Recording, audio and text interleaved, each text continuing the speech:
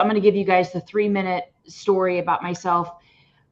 My parents got divorced when I was in second grade, and my dad got custody of me and my two sisters, which was really rare back then. That was like 25-ish years ago, for the man to get custody or the dad to get custody of the children. It wasn't really what it was like today. Um, and the reason why is because the judge basically said that my mom was unfit to raise children, not because she did drugs or alcohol or anything like that. It's because she had a mental illness. And so my dad raised us. And when we were in middle school, he inherited about $500,000. And so we thought we were living the large life. And he did what a lot of people did when they inherit money, is they spend it. They don't know what to do with it. And so for the 3 years when we were in middle school, we lived life large. We had an empty, my dad would give us a blank check and tell us to go to the mall. And then around the high school time frame is when he started running out of money. And we started seeing signs of it with our grass being really long and the house being a mess. And all that's to say is that when my sister and I were in high school, we were seniors in high school. We were about 4 months away from graduating. My dad had lived in the same house for 26 years, y'all. So the house should have been almost paid for. Um, and we came home and all of our belongings were on the front yard, like mattresses, lamps, photo albums, everything that we owned was on the front yard of our house. And it was at that point that I realized what a foreclosure was. I had no idea that the bank could take your house away from you. And so the feeling at 17 years old of being homeless, not knowing where to go, I was angry at my dad. Of course, I was embarrassed and humiliated. But it's that moment and those feelings that fuel me today to ensure that there is no family that ever has to be in that position ever. And so at that age, I made it my life's mission that I was like, okay, you can either follow in your parents' footsteps and be terrible with money, be terrible with credit and all the things, or you can do the opposite and use it as fuel to never be in that situation. And that's really where I became the nerd, is I became obsessed with studying how to make money work smarter for you, how to um, be really good with credit, how to make smart financial decisions. And so I use that today. And why I share this with you guys today is because every single family that I talk to, I use it as a lens of how can we put this family in a better financial position? Not just be an order taker of they want to sell their house, they want to take all their proceeds and put it into the new home, and but maybe they have high interest debt. I don't know if you guys know this or not, but Americans right now today have more credit card debt than we've ever seen ever.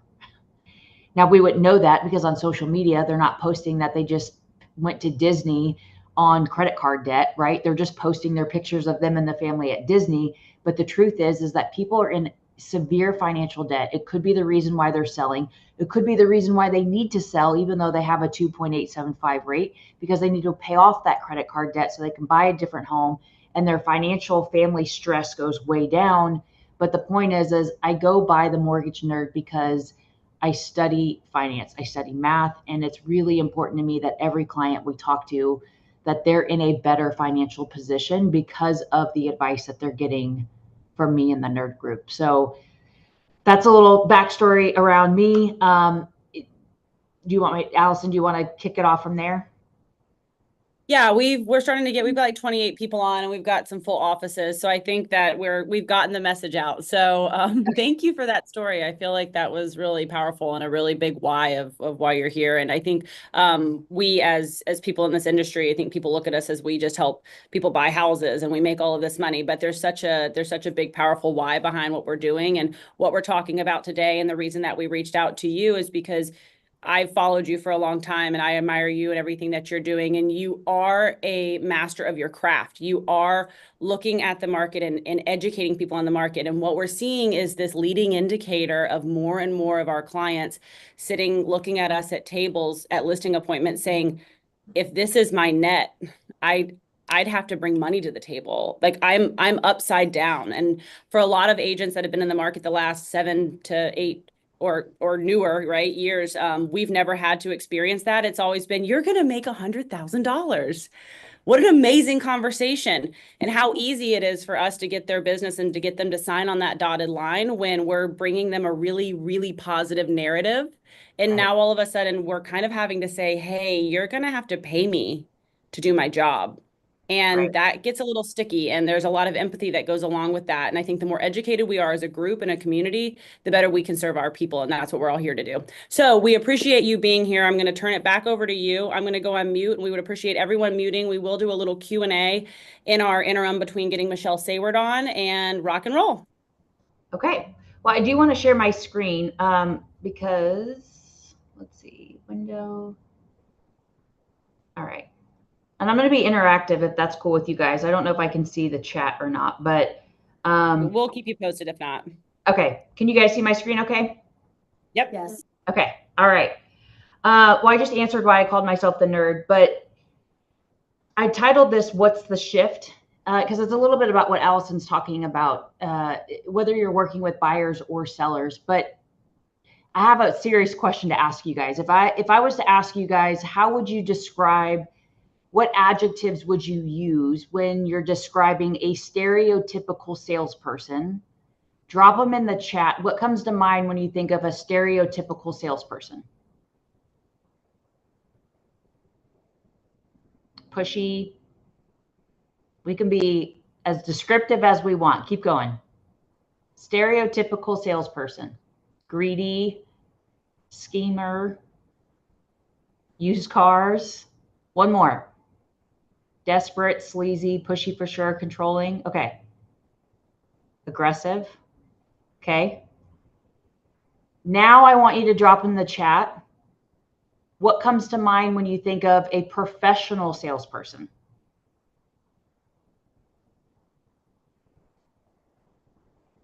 Smooth, composed, knowledgeable, polished, knowledgeable, listener, solution-based,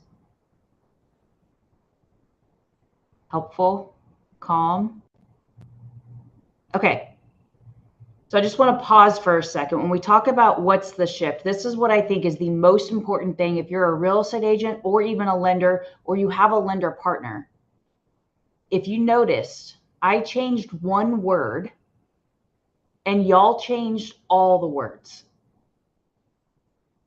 Did y'all notice that? We went from stereotypical salesperson to professional salesperson, and all the adjectives that you guys described at the beginning is drastically different than the adjectives that you used for the professional salesperson. And to me, that's the biggest shift that we're learning right now in this market, is that it is demanding professional skills, presentation skills, listening skills, because if you're sitting at the table and you have to have a conversation with a seller that you might have to pay me, how you present that and how you articulate it matters more than ever. It could matter in the sense of you getting hired or not. And I don't think in our professions we slow down enough to really analyze and dissect, okay, hold on. When I go have this appointment, whether it's with a buyer or with a seller, what words am I saying in the sequence that I'm using them to be the most valuable person to guide them to make this decision? And I think it's because we stop learning our communication skills. We don't dissect what are you actually showing up with to present and articulate your value to the seller or to the buyer. Did you go into that meeting with intention, or was it kind of thrown together in a hot mess express? And so to me, the biggest shift that this market is demanding today, August 2025 versus maybe the COVID years, is we have to level up our presentation skills. We have to level up the words that we're saying, and we have to level up that connection with them, because if you can't demonstrate value to them, they're on to the next one. Why would they pay you 3%? Why not pay a broker a flat 1%? We've got to get really good at articulating our value. And to me, that is the biggest shift in this market. But because I'm a lender, I want to speak to this from a lender side of things. Because I think as a real estate agent, what you guys have demanded from your lender partner is also bare minimum things. So if I was to ask you we're virtual, but just say yes or no. Do you know when you refer a client to your lender partner, do you know what your lender partner is presenting them as far as numbers, pre-approval? How are they presenting it? What words are they using? Yes or no, do you feel like you know 100% what they're articulating to your client during that stage of the process? Like how they're delivering it and how they're articulating it. Do you know?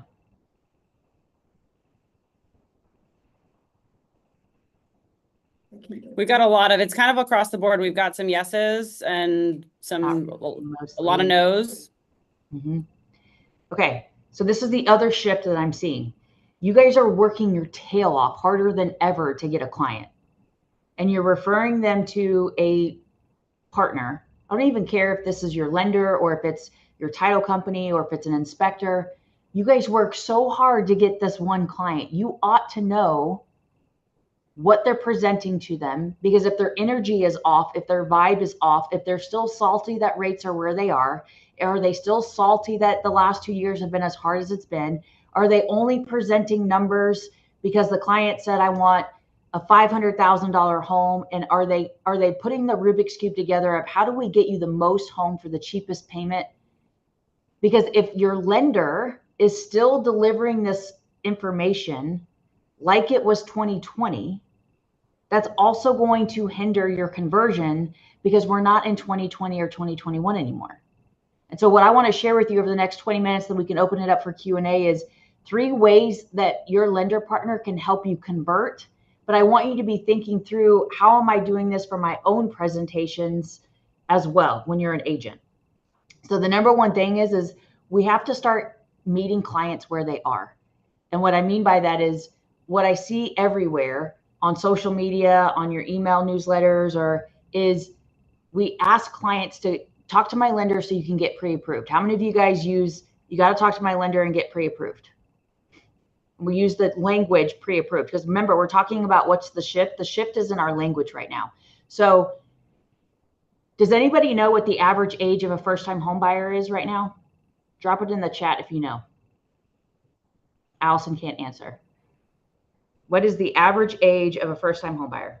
30, 45, 35, 36? Allison, I said you can't answer. 35. Okay. So I'm giving their answers. I'm just giving their answers. Okay. I can see their stuff.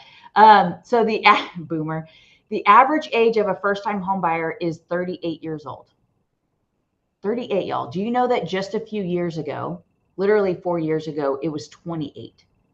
So what is that data telling us? The data is telling us that people are waiting longer to buy a home than they've ever waited before. Is that because of affordability? Is that because this generation is waiting longer to get married and have kids? The point is that if you're still presenting and attracting people to you of go talk to my lender, get pre-approved, that language is like skipping to third base and you're not even on first base yet. So the language shift that we need to do on social media and getting people to have a conversation with you is inviting them to have a discovery call.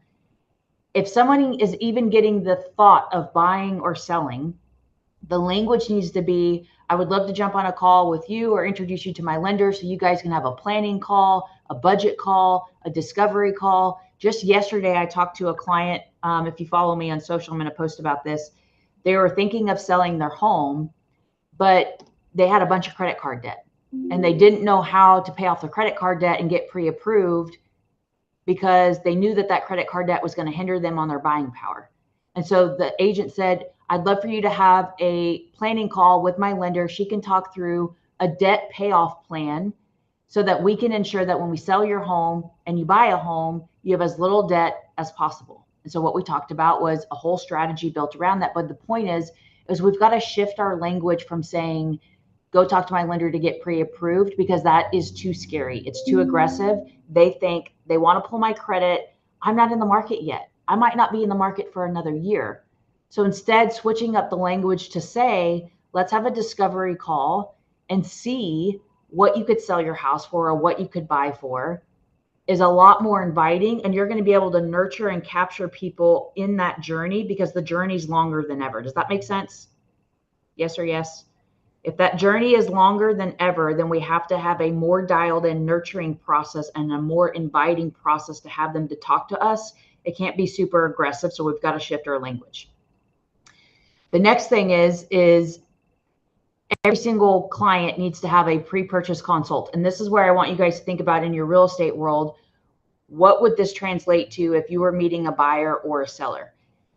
Our pre-purchase consult, what that means is that every single buyer that we talk to, we get eyeball to eyeball. Now, whether that's in person or over Zoom, but 83% of our buyers convert into contracts because of this one step, which is the consult. And you're probably like, Denise, this isn't like anything fascinating. Well, here's what I will tell you. Most of you guys answered that you don't really know what the process looks like when your lender pre-approves the client. Here's what I can tell you what happens most of the time. Your lender is like, hey, you've got a client that wants to go out and buy a home. Great. Let me throw my online link at them and make them fill out an online application first before I even talk to them. So let me have my client fill out a mortgage interrogation form is what I call it.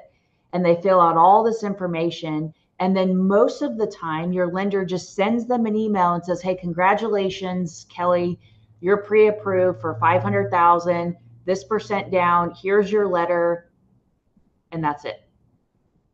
Tom Ferry did a survey, and 78% of the time, the lender is not going over options, they're not going over numbers, they're not reviewing the person's credit report and making sure all those payments are legit. They're simply sending an email that says, congratulations, you're pre-approved at this amount. And I'm going to show you why that's not working in today's market in a second. But the point is that is a condition of coming off of the COVID years.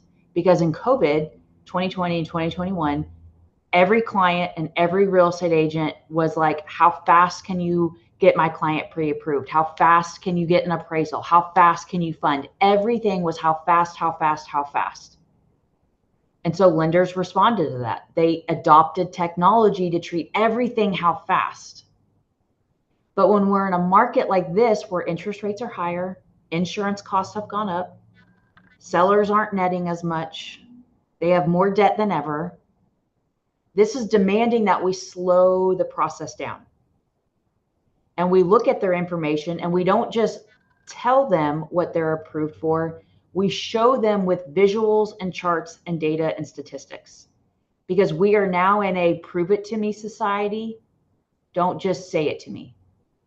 And I want y'all to think about that when you're meeting with clients, buyers or sellers. When you're showing up, are your presentations backed by data and statistics? Or are you just telling them that now's a good time to buy? Are you just telling them that real estate is the best way for you to build wealth? Prove it to me. We all say it, right? We know it to be true, but the point is can you prove it? And that is what this market is demanding, is as professionals, if we want to be the professional salesperson, not the stereotypical, y'all all describe them as to being knowledgeable, right? You can't just say it, you've got to deliver it backed by information. So I'm going to show you a little bit about what that looks like. We don't have time to do it today, but I just want you guys to see a little behind the scenes of what we're presenting at the Nerd Group to every single buyer. The very first thing that we're going over is their debt to income ratio. That we don't say those words. They don't know what that means. We tell them, here's your financial blood pressure. It's 25%. What that means, Mr. Customer, is that you are very financially fit. This purchase that you're thinking of buying totally fits within your budget, because these are the debts that we see on your credit report. This is your income. And so what this means is that you are very financially fit. We address that head on. It's the very first thing that we present. Why do y'all think that is? Because most people are scared to death about buying a home or making that move or buying that second house or whatever, because they're scared to death to know if they can afford it or not. And truthfully, what they're wanting, that they're not verbally saying, but what they're wanting is a reassurance that this move that they make, knowing that interest rates are the highest they've been in over a decade, is a smart financial move. So when I talk about the sequence of how we do things, we have studied this, we've tested it. The very first thing that we do is we offer validation that this is a snapshot of your finances and everything looks okay. Obviously, I go into more detail about this when I'm talking to the client, but the reason why I do this first is to give them peace of mind. Otherwise, the whole rest of the time of the presentation, it's renting space in their mind and they're not even paying attention right away. Right? Like you guys know that when we're presenting and you're like, is this client even listening to me? Nope, they're thinking about something else. So then we're going to go over what their payment range is and what their budget. First, we offer validation, then we show them the budget. I'm going to slow down a little bit on this chart because I want you guys to see why our conversion rate is 83%. And this is going to be important when you guys are presenting to your own clients. So I know this looks like a lot of numbers, but bear with me. So the max purchase price that this person could qualify for, just as an example, was $700,000. When we spoke to them, the price point that they were looking at is $450,000. But the monthly payment they wanted was $2,500. So if I'm a lender and you just worked your tail off to get these clients, you referred them to your lender partner, the client calls the lender and says, I'm looking to buy a home in 450 price point. This is what happens 90% of the time, y'all. Hey, great, Mr. Customer, you want 450,000. As the loan officer, I run all their information. They're approved to 700,000. So I'm thinking, okay, let me email them. Hey, good news. You're easily pre-approved for 450,000. Here's your letter. Go out and start house hunting. What's the problem with this scenario? Yes, they want 450. Yes, they can qualify for it. That monthly payment is $3,800. This is based off DFW prices. So the payment is $3,800 for 450, but they want a $2,500 payment. So if you sent this client to the lender and all they said was, congrats, you're pre-approved up to 700, here you go. What is this client going to do if they're not presented any other options?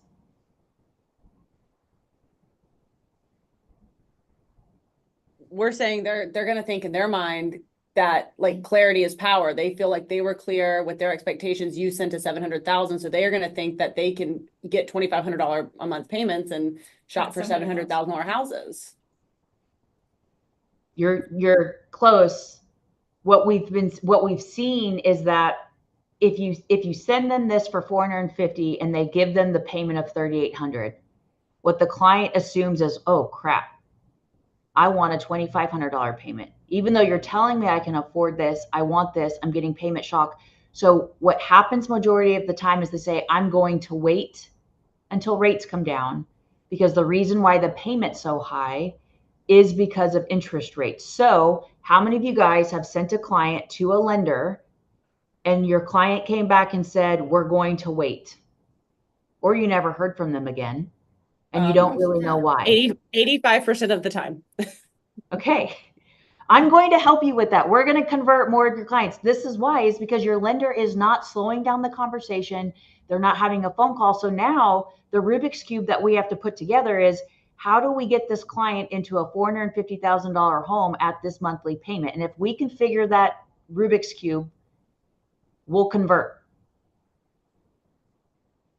And so that's really what the lender has to do. And so how do we do that? Well, there's different ways. We can look at possibly a 2-1 buy down strategy. You guys know that listings are sitting longer than ever. I think it was 44% of the time a seller is offering concessions to buy the rate down, or we can buy out the monthly mortgage insurance and we can move $206 a month out of the payment because of mortgage insurance. There's a lot of things that a lender can do that's strategic, but if we don't get on the phone call with them and have this consult, we're not going to convert them, because your lender just sent an email and said, hey, you're approved up to 700, but they're like, whoo, that's way more than I want. That's too much of a monthly payment. I'm going to wait. Or we don't have to do any Rubik's cubing. We can validate that you can qualify for 6,100. you might want a $2,500 payment. And so this might feel like sticker shock. And I understand that, but it's still way below what you could actually afford based on the bank. And sometimes they just need to be shown this and told it to feel good that, okay, so we're not crazy about moving forward with a $450,000 home and a $3,800 payment. This is just what we've been paying now, but we won't be put in a financially irresponsible position if we move forward. And so sometimes they're okay with it, but if we didn't do this and then do this and tell them this and walk through this, it's not marinating in their brain. They just get spooked. Denise, and that is what's I'm sorry. Can we talk about this like in a real life scenario? Like, let's say we're talking about a young buyer, a young military buyer, and they purchased 3 years ago in Beaufort, South Carolina, and they bought their house and they didn't do 2-1 buy downs. We're not going to get into any of this fancy stuff, okay? Yeah. Because there's questions around those things too. But it's a VA loan, which is an important factor here. And they say, hey, look, we're being stationed, we're being transferred, and we really want to buy where we're going. We need to sell this house because our mortgage payment is $3,808, but I can only rent this house for $2,900. So I can't hold it because I can't pay $1,000. Right. So they're looking at these things because that's going to be debt that they're going to have to then use when they go to purchase on the next house, all the things, right? And so what does that look like, and what are their options in this market so that we can try to get them out of this situation? They're probably going to have to bring 10, 15,000 to the table if they sell here because our market has not, gained equity as fast as we would have liked it to. And then they're trying to buy in the next one. Like, how does this wrap into that equation when we're sitting with these sellers that are most likely going to be buyers in the next place? I mean, how does that look from a Rubik's Cube standpoint? So you have to look at their entire situation, because the thing is what's their current debt position? I mean, at the end of the day, if someone's upside down on their home and they're going to have to pay $10,000 to sell their house because of the market we're in, and they can't rent it out because then you would take the loss. My go-to thing is to always quantify every single decision, because if you can put math behind what options you have, it moves the brain from an emotional state to a logical state. And so what are their options? Okay, well, we could keep the house. You could rent it out. That would be a loss of $1,000 a month, let's just say. And so over your next 12 months, you would have to pay 12 grand to keep the house. So option one is we keep the house, we rent it out for this. You're going to have to pay $1,000 a month or $12,000 a year. That's option one. Option two, Mr. Customer, is that we sell the house, but you're probably going to have to pay $9,000 because the market hasn't appreciated to where it was. And so you've got to show them the information. Like, here's where the market is. Here's where you bought your home. Here's the CMA. Here's what homes have sold in the neighborhood. So option B is that we sell the house. Your net looks like this. Option three is this. And so your job is just to supply the data to the consumer. It might be a crap situation. Like, we all might know it's not ideal, right? It's not ideal that the market hasn't appreciated enough for you guys to be able to net. Is that y'all's fault? Is that you, the real estate agent's fault? No, your job is to present the options and to quantify every decision that they have. Keep the home, sell it, or stay put. And so I was going to say, with option three, if maybe they can't stay put, right? I mean, what does, if we look at Q4 and going into Q1 of 2026 and potentially rate drops and things like that? Like, I know I've heard of people say things like, well, there's an EARL, which means if I'm fearful of things not appraising, right? And so, well, with EARLs and VAs, maybe that's not a thing. Maybe you don't have to have it to appraise. Or if you can kind of dive in on that. And then the second part of it is, what does it look like if you give them that option to say you bring the 9,000 to the closing table, but how can you maybe recoup it on the purchase side? Like, how do you look in and say it might not be that big of a deal because when you go to purchase down the line, it'll look like X? Well, what you're asking is, you're dealing with hypotheticals, and none of us can predict the hypotheticals, but what we can do is tell them that I think it was a NAR study. And so again, all of this is based on visuals. So let me just show you this real quick. And then I know we're running out of time, but these charts are so important because this is looking at nationally. So this is the amount of demand in the marketplace, the light blue lines, and then the orangish color is supply. And so the reality is that as a nation, not necessarily South Carolina, but as a nation, we do have an inventory shortage, and it has been compounding. On the flip side of that, there's about 5.5 million people right now, according to NAR, that when interest rates get to 6% or below, they're going to enter the market. And so what does that look like for you? Well, when interest rates come down, we're expecting a couple of Fed dips a couple of them at this fall, the first one being in September. Interest rates right now are hovering in the low sixes for VA deals right now. So once we get down to that 5, now we're going to have this pent up demand of all these people who've been waiting on the sidelines for rates to come down. They're going to enter the market. And so what that means for you, Mr. Customer, is that we could either decide to do this now, look to buy a home at the cheapest price because the price you pay is permanent, the interest rate is temporary. We offer all of our clients a zero out-of-pocket rate redo, whether it's a VA loan or not, IRRRL or not, whatever. It's zero out-of-pocket. What we want to do is we want to get them into the home at the cheapest price because the price you pay is permanent. When interest rates come down, buyers are going to flood the market. And so we saw how this narrative unfolded in 2019 and 2021. The 2019 buyer paid less. The interest rate was ugly. Then we lowered the rate when the rates came down, and they got to gain all that equity. So to your point, Allison, is option C is that we might have to take a haircut on this purchase today, but real estate is typically a short to long-term investment. So the reason why I think it still makes sense to make a move now is because what we know is that 5.5 million people are going to re-enter the market when interest rates get below 6%. And if you buy another home and those people enter the market, it's going to drive home prices up. You own that asset. The gamble, if you will, is that the new home you buy will appreciate more over the next 5 years, more than that $10,000 haircut or $12,000 haircut, more. And so you will make up the loss that we're experiencing today. Now, of course, there's no guarantees in this, Mr. Customer. And here's my whole point, all this, and then I'll wrap up. You could say all of this to the client, all these statistics. If you don't know these stats, 5.5%, below 6%, if you don't have stats like this that shows the home appreciation rate since 1943, if you don't have the buyer. So my point is you can show up to the table and verbally tell and word vomit all this stuff to your client, and they visually don't have anything to look at. So it goes in one ear and out the other, or their brain shuts down because you're spitting out all this stuff.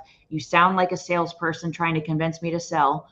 Or you can show up as a professional and have a presentation that's tailor fit to them, that walks them through option 1, option 2, option 3. And even if they might not be ideal, you're anchoring this with statistics and information and data.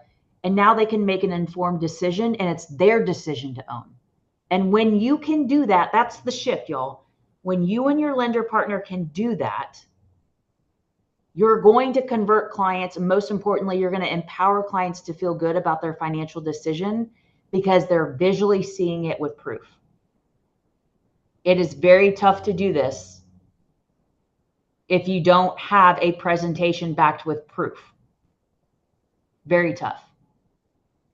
Yeah, this is great. We were just talking in the office about how this is great because we were talking originally about buyers and how do we convert the buyer, right? But most of our sellers are turning into buyers. And most of these people that we're talking to, we've got to learn to put these puzzle pieces together. And we also, let's say they're not going to be buyers at the end of it and they're selling and not buying. Well, we need to understand the buyer's mentality and the buyer's psychology because that's who we're selling the home to, right? Exactly. So it all makes a lot of sense.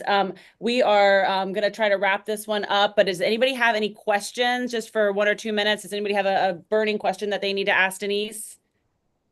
I know we've got a lot of people saying, is this being live streamed and recorded? And it is. This is live streamed on our YouTube page. Anybody in the office have anything? I'm going to drop my email in here. So every week I send out I call it a value bomb email to our realtor partners. And it's just something of value that you can give to a seller or a buyer. It's statistics, it's data, it's charts, maybe it's script training, maybe it's what we're seeing in the market. And so if you want to email me and be added to that list so that you get this kind of data and stuff every week, just shoot me an email. You can follow me on Instagram and shoot me a DM. Email is always better. But this is the kind of stuff, the kind of value, the kind of stuff that we equip our realtor partners so that you can go out to your seller and to your buyer. And if you're like, Denise, I'm meeting this seller, they're going to have to take a haircut. I need to quantify some options. What would you do? Like, that's what we're here for. That's what a true partner shows up with. But I'm telling you guys, you have to show up with custom presentations. You have to quantify decisions, and you have to visually show them data and charts, or you look like lip service. You look like a real estate agent that just wants to sell the house, but that's really scary to sell a house for less than what I owe. And you only have to supply the data and the numbers and where we think the market's headed. And the better that you can articulate that, the more you're going to help people, period. This has been amazing. And everybody, we will make sure we do a follow-up with Denise's information. This is being live streamed. So we want to say thank you so much. And we hope you stay around because we have got Michelle Sayward. She is one of our upline partners at EXP. And of course, when we brought this topic up, I said, Anna, who are we going to call? Because, you know, we've not been in markets that we've really struggled through this concept. And Anna, without hesitation, said, call our girl, Michelle. And so I would love for you to introduce yourself and why you are the authority on this topic of short sales and foreclosures. And this is not, I don't mean this to be a scary thing. We are not doomsday prepping. We are looking at leading indicators of what we are seeing in a market. And our job as leaders is to bring that to you before you're sitting in front of a client and we're not practicing on our client. So Michelle, thank you for being here. Take it away.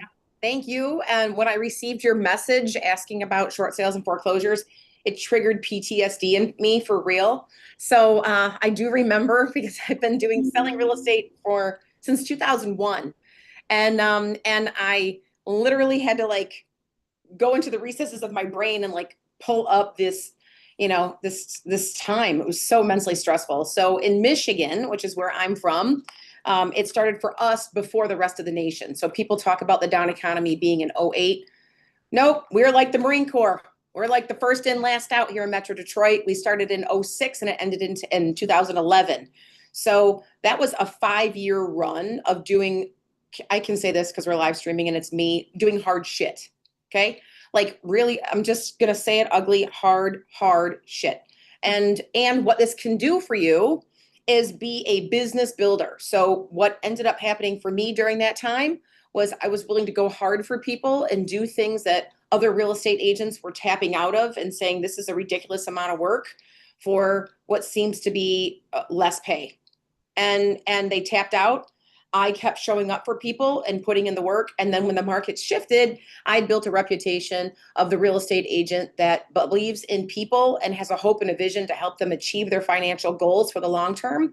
And the referrals poured in years later, because I had built that client base on agents that were tapping out on doing hard things.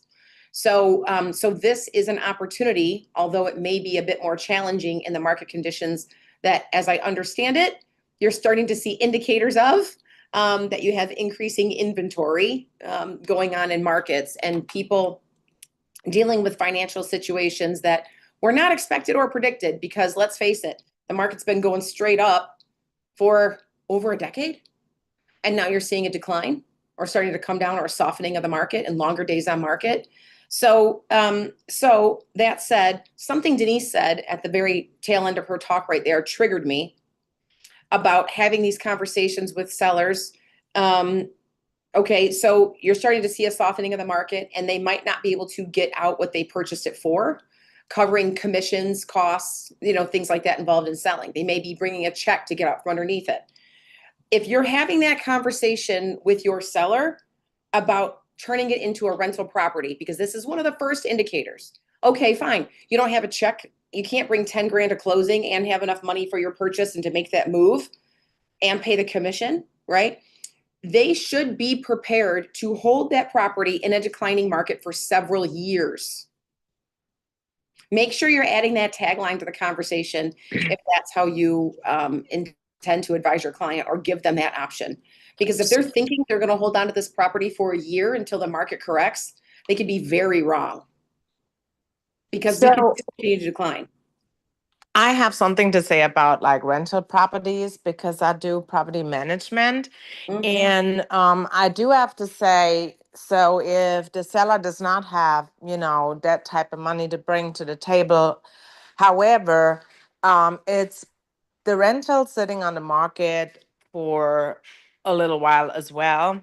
And you kind of have to, as a landlord, kind of expect that, you know, you're not going to rent your house out right away.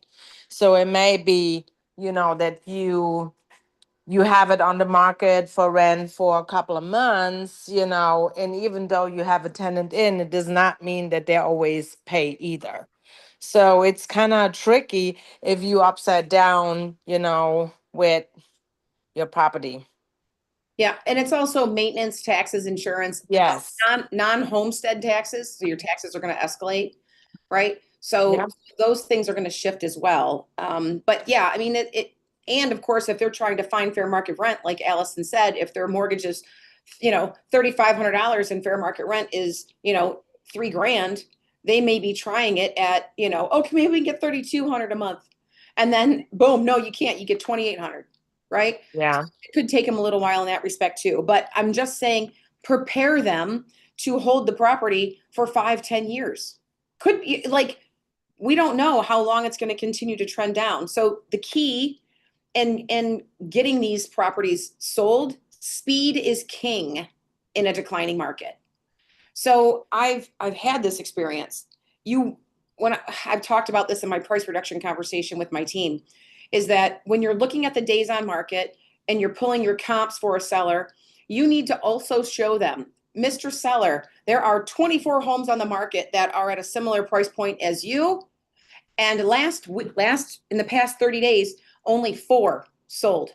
So guess what? Out of 24 active properties, we have 4 buyers looking for properties like yours. So we need to be the top 4 in pricing or better to get an offer in the next 30 days.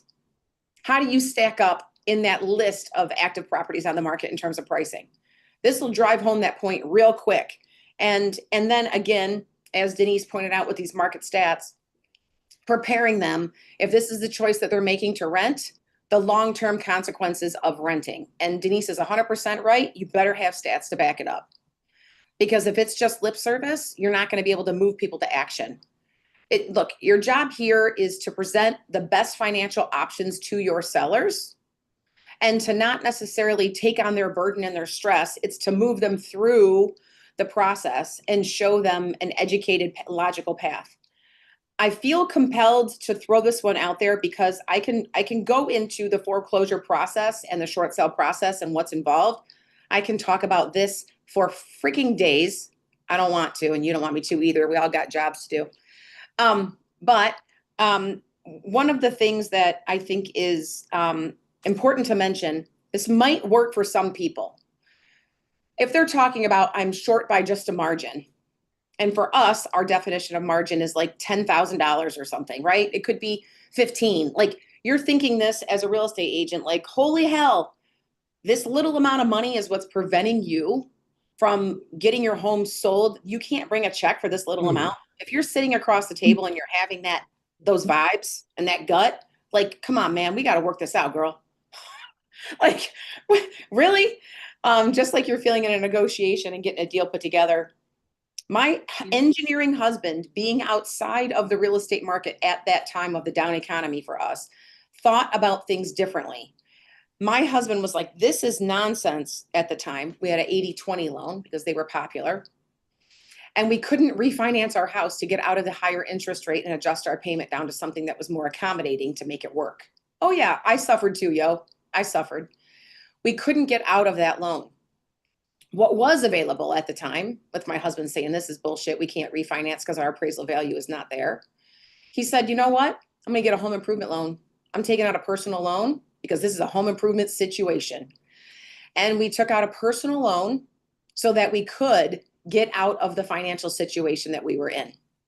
So you can go on and, sorry, Denise, but there's other programs, other companies that offer personal loan options and get out of that situation.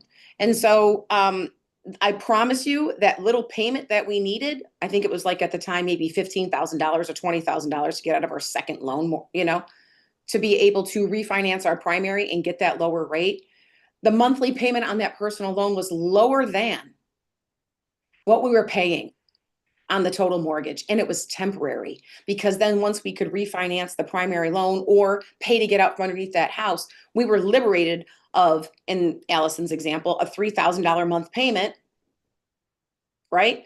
So it was a temporary solution, because then our first mortgage was down and cheaper, or they were free of that house and they didn't have a $3,000 a month payment.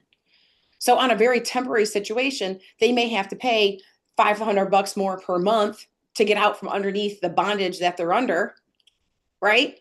If there is a will, there's a way. They can figure this out if it's a small amount of money. So if they're open and their credit is still good and they're open to considering taking on a personal loan to get out of this debt and this burden and this cross to carry, get them out of it. Any questions on that so far? Because I'm gonna keep on rolling. No, I want you to keep on rolling. You're on a roll, and it's important. For a little context on this, we found that we were doing about 30% of our listing presentations over the last 60 days were people that were going to have to bring money to the table, that literally they will have to stroke a check. And then when I was talking to Anna, I don't know, don't let me botch this, but it was like, if somebody purchased in like the Raleigh market for over $1 million in the last 24 months, the average that they're bringing to the table is over $75,000. That makes me want to vomit. Anna, is that right? Yeah, Bomarito's got one. Actually, Bomarito Gyp too. We've got one. I think those were like high 800s, and that's what we were looking at, is like $75,000 under where we were at last year. But Ashley, you can speak to that too, because one of those is yours. Yep. Yeah. Well, they bought earlier this year. So like they bought basically and sold it right away. And it was a custom built home that they put all these upgrades into. So that was a little bit different. But again, there's a number that shows up. And I think we talk about this, like I talked about this with Tina. It's like any red flags right now for a house, a high, a slope driveway, power lines, not the right flat lot that they want, they're not moving on it. So the condition is these conditions that we could overcome before in the last 5 years, we're not overcoming because there's other inventory they can look at. So it's buyers moving away from discomfort where, 2-3 years ago, you could have sold a house with a, Mount Everest driveway just because there was 5 offers on it. So yeah, it's just it's getting our mindset shifted and going, we got to get in and out of this market as fast as possible, like Michelle said. You do. You absolutely do. Because the worst thing that you can do is chase it as it goes down, because $75,000 will turn into $80,000 in 60 days or less. Right. So, that's the speed that people need to move upon. So it's important, if your clients are considering doing a short sale, or if they're considering doing a short sale, which is, I'll get into like, what the heck is that? A short sale is negotiating with the mortgage lender to take less than what is owed on the property. So Ashley's example, these people don't have $75,000 to bring to stroke a check. Their credit is already crap. They're already a month behind, and they're already experiencing financial distress where there's no other option or anything else they could tap into. Right? So that's negotiating with a short sale, negotiating with the lender to take less than it's owed. That is an entire process in itself. You want to love on your transaction coordinators? I'm going to say start making those deposits now, because you will need them. That is, those are some longer process transactions. So let's buy them flowers and start buying them, little gifts of love now, acts of service. Because what's required in that? If your client is considering leaving the house vacant and they're in financial distress, I'm talking about Michigan. You need to find out in your state, what is your process for foreclosure and what is required. You have to do that, because every state has their own flavor of how they want to handle things. So I can speak about my experience and what I know in Michigan, but they absolutely should not vacate the property, because I promise you, the bank and their insurance companies will come like this, looking in the windows, making sure the lamps are on and the cars are coming and going from the driveway and there's actually furniture inside, and they can expedite that process if the property's been vacated. That's huge. They can have their insurance canceled. They can, because insuring a vacant property, there's a lot of additional expenses that could go along with that. If you're considering a short sale, so, which is, as I mentioned, taking less than what's owed, number one thing you need to do is you got to find out who their mortgage company is, of course, and then contacting their loss mitigation department. You've got to find out who that loss mitigation department is. And the loss mitigation department, this is where the PTSD comes in for me, is negotiating what's less than is owed. I think because we haven't had loss mitigation departments at full scale operating and functioning at a high pace, it will be difficult to find them. You might have an easier time in South Carolina than you would in Michigan right now, just because of the inventory, but they're usually like hidden behind the trees in the forest. You got to like actively seek them out. So it's not just going to be a 1-800 number on their statement. You're going to have to ask for that. And in creating this hardship, the seller needs to paint a picture, which starts off with our infamous and famous hardship letter. The seller is going to have to write a hardship letter explaining their situation, and a short sale will not just be approved based on a request. It's going to be backed up with documentation, a hardship letter, financials, to the extent that a mortgage lender would ask for financials in approving for a mortgage. It's going to need to show all of their transactional bank history. It's going to need to show all of their bills. They're going to have bank statements. They're going to have all that supporting documentation. You, as a real estate agent, are going to need to also submit comps with a short sale. And the good news is you can price the property a little bit lower because the process takes longer. And a bank would expect that. Was there a question there? Sorry. Okay, no. Okay. We got him muted. It's okay. Okay, Hey, this is a okay. good place to pause really quick because I think this is a question that, again, none of us have come up against. And while Denise is still on, she might be able to answer it. If I'm looking at a seller that's going to have to do a short sale, okay, they've got to, with the bank, a bank approved short sale, not I can write $10,000 to get out of this situation. What does that do for their credit as a buyer moving forward versus obviously doing like a foreclosure?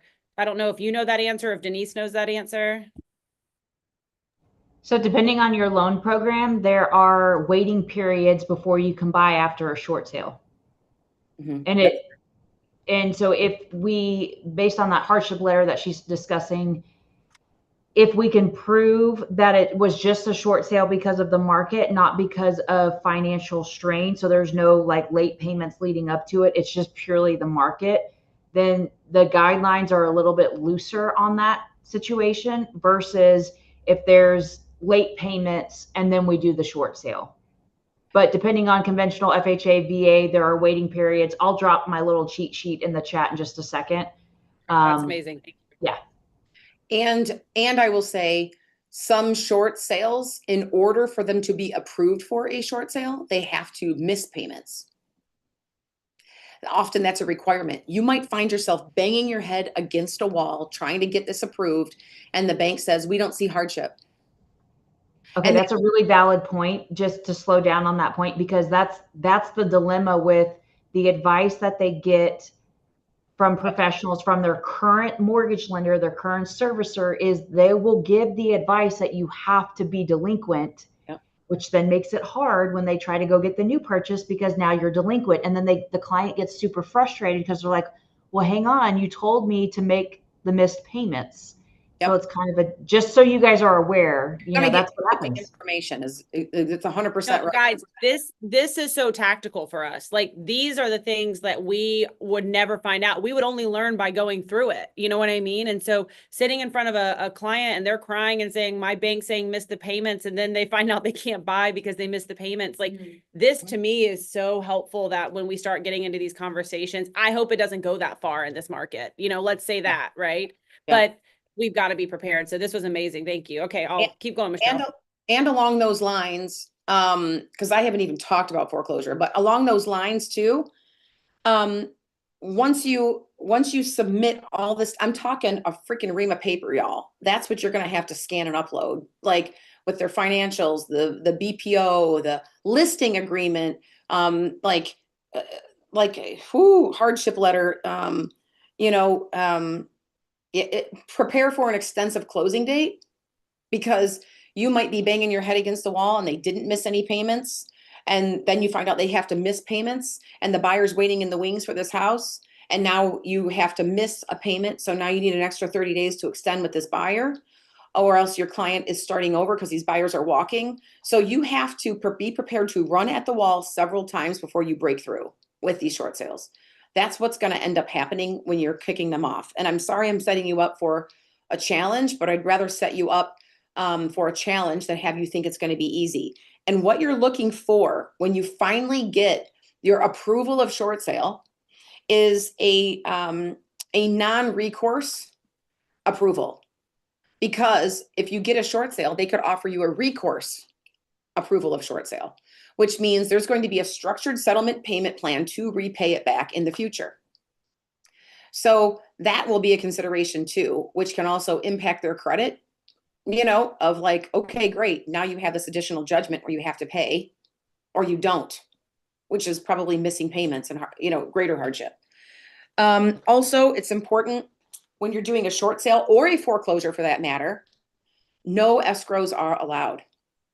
So I just said, don't vacate early because it expedites the process of foreclosure, and no escrows are allowed. No water escrows. We do those here in Michigan. So on the settlement statement, it can show like we have occupancy. Y'all don't. I know in the Carolinas, you guys get out at closing and figure it out, which is nuts to me.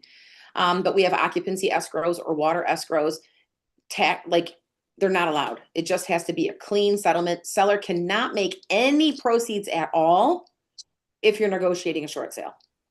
So those are quite big deals. I can go on to the foreclosure stuff, but I know I was set for a 30-minute and I don't want to run over. How am I doing, guys? We're good. We're loving it. We're talking about all the things. Keep going. Okay. All right. We're doing good. Okay. You can shut me up anytime you want. All right. I will. Don't worry. We're going to let you go about 5 minutes over and then do a 5-minute Q&A. Got it. Okay, cool. Thanks. All right. So you have to find out, again, foreclosure laws in your state. Every state is different. What happens is in a foreclosure, when the borrower falls behind, 3 months is like a red flag big time for us here in Michigan. If they're missing 3 months, that doesn't give us a lot of time to get this property going, because at the 6-month marker, and I'm talking Michigan, at the 6-month marker, it is considered a foreclosure and it will go to sheriff sale auction. So it will go to auction. There'll be an investor or a bidder that comes in at the auction, pays what is owed on the mortgage, and then your client in Michigan, and find out if you're a redemption state or not, has 6 months to redeem the property, which is to pay off what it's sold for at auction, right? So if, let's just say the foreclosure amount is $500,000, that it foreclosed and it went to auction and an investor picked it up and said, oh my God, I'll give $515,000. Guess what? They have to pay off $515,000. They have to pay off what it was sold for at auction, with fees, penalty, late fee, all that stuff. So that's what the amount that the seller will have to pay to have the option to sell their property and reclaim any potential equity position that they have, or hire their real estate agent, or whatever it is that they need to do to avoid foreclosure. And Denise, if I'm not wrong, 7 years is the timeline that a foreclosure stays on their record. Is that correct? Yes. Well, it actually stays on their record forever, but the waiting periods that lenders look at is in the screenshot that I just added to the chat. It includes bankruptcies, foreclosures, and short sales. So yeah. Okay. All right, good. Okay. So, depending on your state, that timeline for foreclosure can be 6 months. It can be a year. I don't know the rules in your state. But in our state, we have to find out who the attorney or the law office is that's handling the foreclosure, right? And then we have to, this is who we're cooperating with to make sure that the sellers can redeem their property. And if you're working with a buyer, it's really frustrating because you're going to get these phone calls that say, hey, Let's see, Anna, I'm calling about this property on 123 Banana Street. And I see that there's like, it looks like it's on Zillow as a foreclosure. And, it looks like they've moved out but there's no sign, there's no information in the window. There's a notice of foreclosure that will be posted. You can find them in our area, our county has probate, listings. You can go to we get them through the Detroit Legal News. You can find those postings online. Sometimes there's a sticker in the window of the house. Sometimes your client just has to wait for the sign to go up in the lawn. Why? Because you're negotiating with the bank or the seller or whatever it is. It's going through the judicial process of foreclosure, and it can go kind of into the abyss where you just don't have information on that property until it's fully judicially processed. And they know exactly who's handling, how to redeem it, how much needs to be paid, who the law office is handling it, what's the amount. There's just a lot of questions where it can be tied up in the process for quite a while. And so that is like, oh God, it's just, it's a hairy situation to get into. If a seller can't avoid the foreclosure process, if a seller can't avoid that foreclosure process and they can do the short sale and you can get it approved, that is highly the way to go. Joe just wrote, for my North Carolina peers, North Carolina is not a redemption state. Speak, Joe. Owner can leverage the upset bid process, which is 10 days. Okay, what is this, Joe? Talk, because I think you need this. Yeah. So basically, it'll go to sell. Kind of a similar process to a lot of states. You get to the point where the bank says, nope, it's going to foreclosure. It'll go to foreclosure process. They get bidders. The bidder comes in, the highest bidder, they win. And then it's kind of 10 days. There's an upset period. So anyone, including the person that is going into foreclosure, can upset the bid. So they can bid.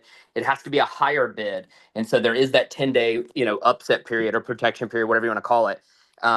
Reality is most people are not going to be able to participate in that because if it went that far, they're just not going to be in a position to bid higher, of course. But they do that as a protection more than anything. It's a formality. And that's in lieu of a redemption period. So we don't have a true redemption period here. Yeah. And I was just going to say too, like everybody on the call too. I mean, I know there's many investors on the call. Like, don't forget to loop into your language or at least into your packages that you become an investor or have an investor in your back pocket, because these are huge opportunities for investors as well, to help these people get out of a situation that they're in.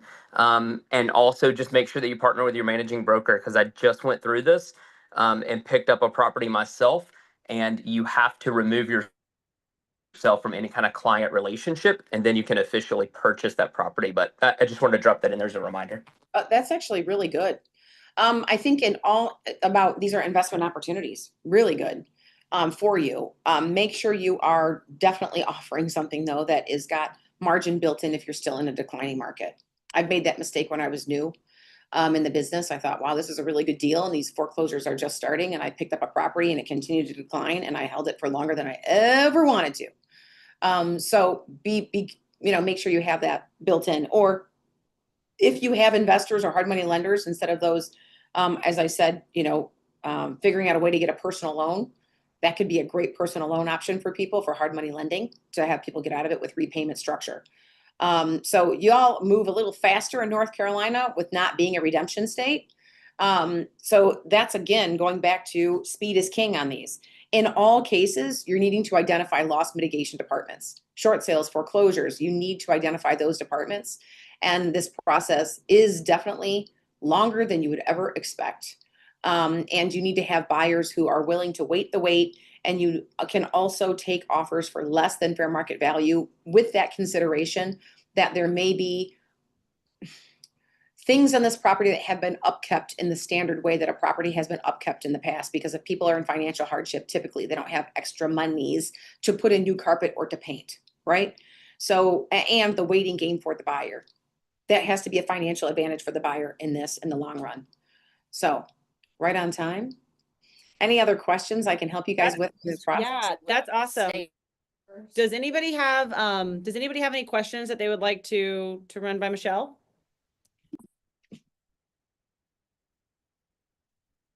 think while people are thinking of their questions, because I know somebody out of all of these, 40 people have something, is there like a type of attorney that you would consider like calling or having a relationship with? Like, I know a lot of people will go to like divorce attorneys because they can kind of like run in that model. I mean, what would that look like in this situation for attorneys that maybe counsel people through these things? Oh yeah, you guys are attorney states. That's right. Oh yeah, you're not. Weird. I'm I not. don't even know what does it look like if you don't have I'm an a- attorney? Like, We're actually in Michigan, we sort of go, oh God, attorney? Oh, they're gonna screw things up. Get them out of here. We don't want them. That's literally what we do in Michigan. When we hear attorney, we go, oh.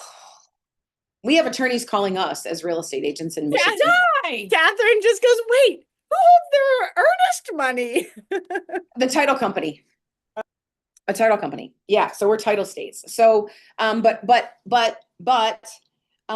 it wouldn't be uncommon for people to contact their attorney to say, hey, I'm having some financial hardship here. Attorneys in your area are probably some of the first to be notified of what's going on, right? Because they're probably going to be the ones that are seeing the notices of foreclosure. They're going to be the ones that are like, oh, hang on here.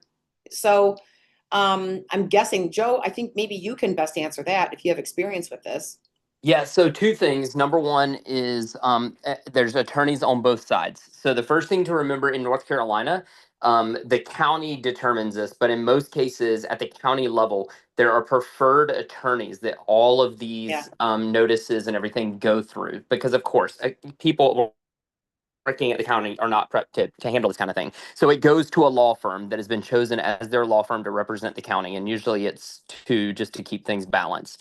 And so, for example, in Mecklenburg County, there's two that are the primary. And those are the two that most people are going to have communications with. And so you need to go ahead and start that dialogue, or at least get to know them now if you think this is going to be in your bucket down the road, or at least you want to be prepared for that. I would at least make yourself familiar with whatever the process is for your specific county as you're starting to build your knowledge bank at the state level as well, and go ahead and make relationships with those attorneys that are essentially representing the county and the state.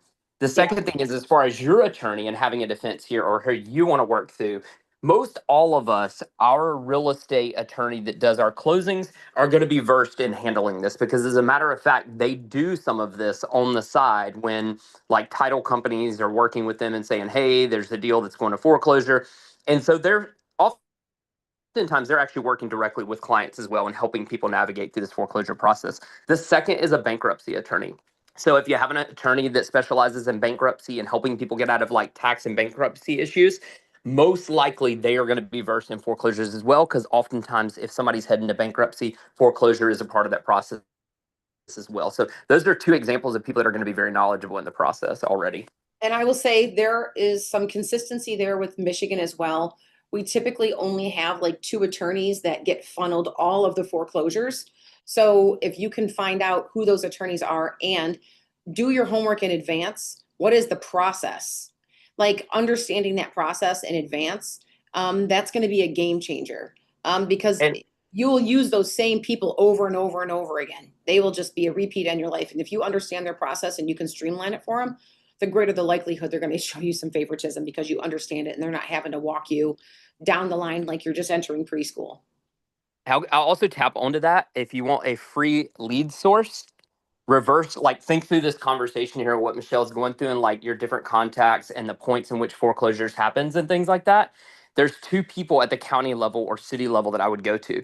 Number one is every single department is going to have one person that is like the liaison, department manager, whatever you want to call it, for foreclosures and pre-foreclosures. They also usually handle tax liens. Okay. You need to make that person your BFF. Okay, I did this one time. I called the county. I ended up getting to this guy, super nice guy, nicest guy in the world, and literally fed me anything I asked him. Because believe it or not, they don't want to deal with it. And a lot of these counties, especially coming out of COVID, they actually had a backlog. If you remember, if your county put a freeze on foreclosures and things like that, a lot of them are actually still crawling out of that. I know right now that there's a backlog in some areas of 3+ years. So that's a way in which. I didn't mean to interrupt you, Joe. Sorry. No, I was just gonna say, so that could be a lead source for you. And even if your head's not in a place of like wanting to be an investor in this situation, it's a place for you to get in front of clients and start seeing what their problems are and how you can help them to avoid that process. So that's a free lead source. It costs you nothing. It's public information. And then the second thing is too, is if you're building relationships with the title companies that are getting this information, like Michelle said, they're probably getting it ahead of time. Like that's another free source that if you can come up with a package, like your marketing package or something like that, and you're showing to that title company or that foreclosure manager at the county that, hey, I've become an expert in this, or I've got a solution for helping people get ahead of these payments, they would rather you get involved early so they can get it off their docket, if you will. Yeah, they might even, Joe, this is what I was going to say. This could be an education opportunity. If you can find those people, who those people are, you know, at the attorney level, this might be a good conversation for an education training about the process. And so that would, okay, great, because they would much prefer, as Joe said, to educate real estate agents up front to make their job easier in the long run. Much prefer it. I just wrote that down for our Beaufort people and our downline and everything, is to get an attorney that specializes in foreclosures and short sales, and then get somebody from the county to do a training for us, because the more educated we are, the more we can serve our people. So I would encourage everybody that's here that has groups and you know, collaborates with other agents to really kind of to get into that and educate ourselves at a high level. I want to just emphasize what I kicked this conversation off with, which this is a business building opportunity. Like Joe, everything Joe just said, and everything I shared about this is a process. There's a lot of documentation, a lot of paperwork, a lot of moving parts. This is an opportunity for you to rise up above the crop, show yourself as an intelligent, educated real estate agent who understands the process, gives hope to people, and grab market share. Because I promise, when stuff gets hard, real estate agents will tap out of the business. They will drop like flies, and you will be the one standing above the crowd. So it's putting in the work now for the public, for people, for your clients, and the referrals will come as a result of your efforts in the long run. So this has been amazing. We would love all of y'all's feedback. And again, we always ask anything that you're seeing in the market, please let us know so we can schedule trainings around it. We have got resources and love to connect everyone with people that know what they're doing better than Anna and myself. So thank you all for being here. I hope this was very helpful. We did live stream. We've got some great content that we're going to forward to everyone through our Agents Empowered weekly emails. Michelle, thank you. Denise, thank you. I know if there's any follow-up questions, you guys know where to find us and we can get you the answers. So can't thank you guys enough for being here and giving us your valuable time. thank you. That was awesome. Great Thanks. job. Thanks, guys. Thank you.